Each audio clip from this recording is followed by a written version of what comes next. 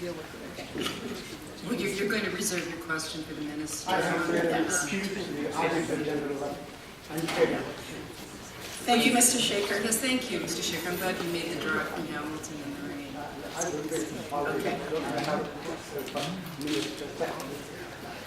Okay, so this is our last question. Thank you. If I could stand these on the side. I think I've got a loud voice. My name is Karen Graham, and I want to know a little bit about where Justice Tulloch is mentioning that he would like to ensure that SIU investigators, OIPRD investigators are vetted and screened for appropriateness. I'd like to know who's going to be responsible for that. Has there been any thought in that direction? Thank you, Ms. Graham. And I just want to take an opportunity while you're here to convey the thanks of the review team for your participation in the review. And I just wanted to say that because your group and the members of your group were the first people Justice Tulloch wanted to meet with. And I know he's conveyed this to you, but I wanted to convey it from the team as well, that we deeply appreciate your participation under the worst circumstances.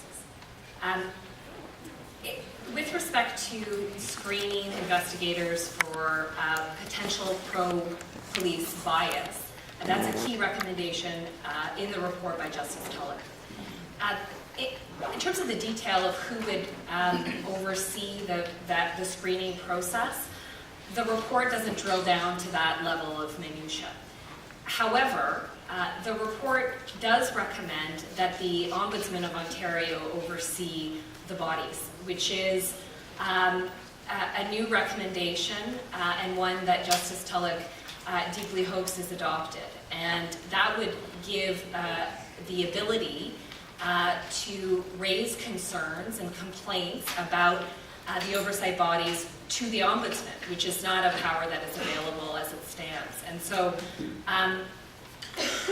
if there was a concern about the efficacy of bias screening, that would be something that you could bring to the Ombudsman, which would be a new power. Thank you.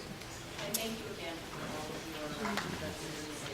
Thank you very much. And I'd like to extend my thanks, and on behalf of the team and Justice Tulloch, to all of you who've come this afternoon, and all of you who we've seen over the last 11 months and who've shared your heartfelt stories. And I hope that you recognize that you have been heard, and that you feel that the report reflects that.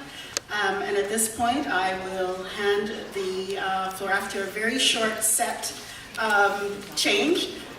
We will hand the floor over now to the Minister of the Attorney General and Minister Naqvi. We have one more question from Becca Matter. Okay, go ahead. So I just have a question about the release. Can you wait for a mic, because it's being videotaped so we can hear? But I'm afraid that after this we do. Minister Naqvi will be here and he will be answering. Oh, that's my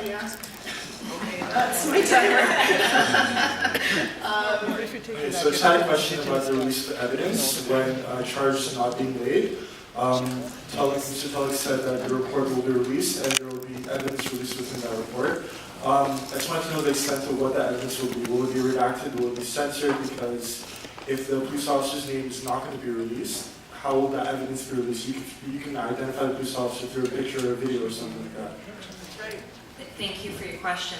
What the report recommends is that as much information as possible be released to the public at the conclusion of an SIU investigation where no charges are laid, including documentary evidence, photographic evidence, audio and video, altered to the extent necessary to protect identities. And so, Ms. Klukach and Ms. Mainville and I work in the criminal justice system, and so we can tell you that there are ways to alter videos to pixelate them so as to not identify people.